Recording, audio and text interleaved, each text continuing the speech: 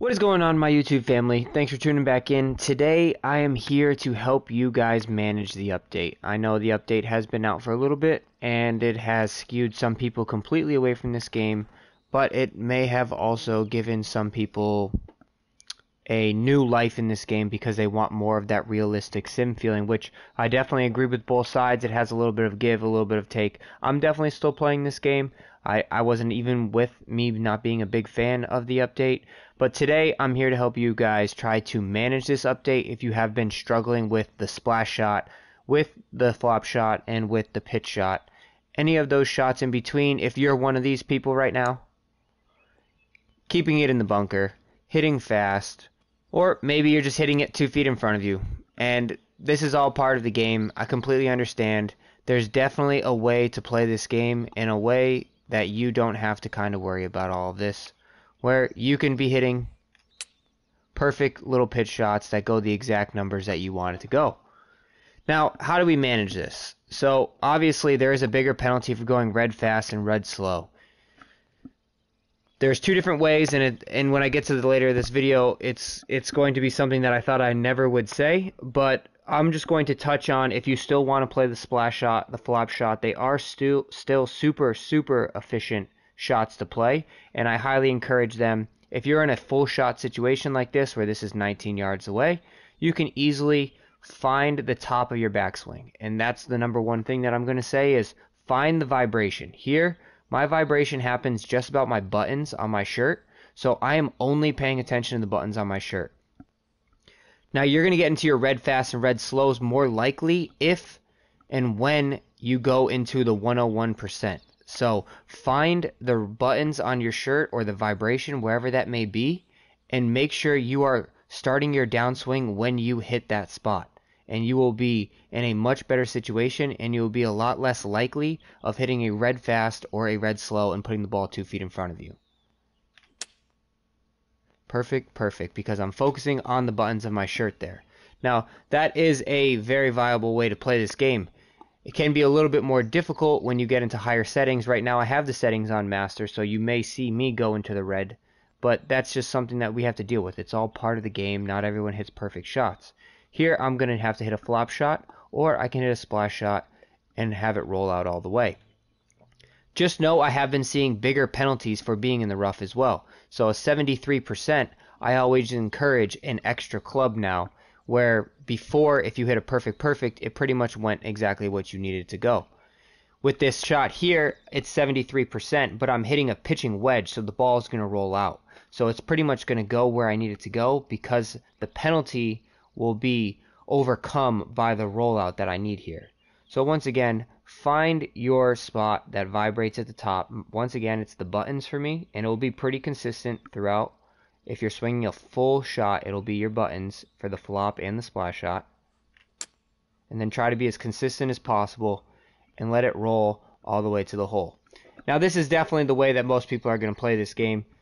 I still encourage these ways, but I have told myself that I would never do such a thing, and I have now become someone who I think they kind of overcome with the pitch shot of how many people absolutely hated the pitch shot.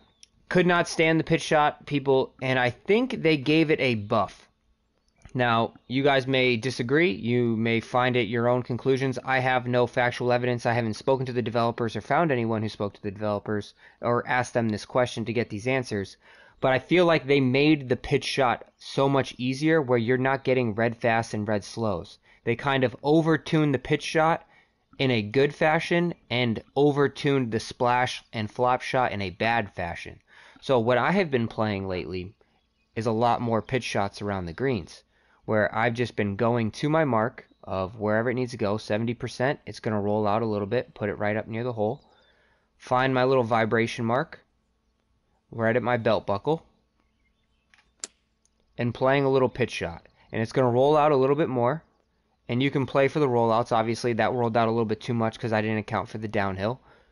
But I have found it's much easier to stay out of the red fast and the red slows here. And I know you guys have been watching my streams. You never thought I probably would have ever said that because I hate the pitch shot more than everything.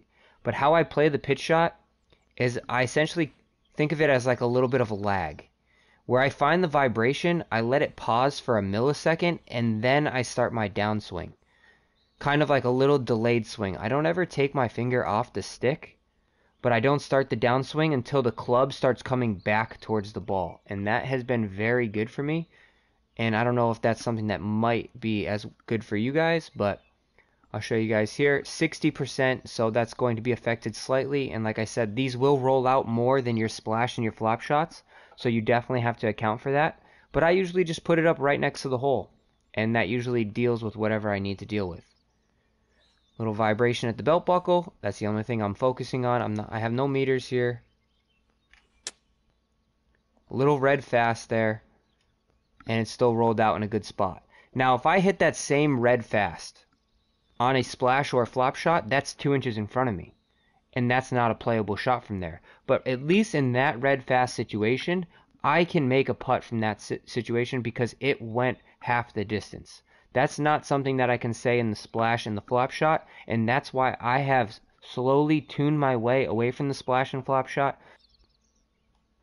So I'll go really fast on this one, and it's right in front of me. Very fast. Now if I hit this same shot with the pitch shot, pull it all the way back, it's going downhill, so I just need to get it out of the bunker. It's going to roll out a little bit. Vibration is right below the belt buckle. I hit it red fast, came out of the bunker just fine, and it still is in a puttable position. Now, I'm not saying go play red fast. I'm not ever trying to get a red fast, but no one's perfect. It's going to happen.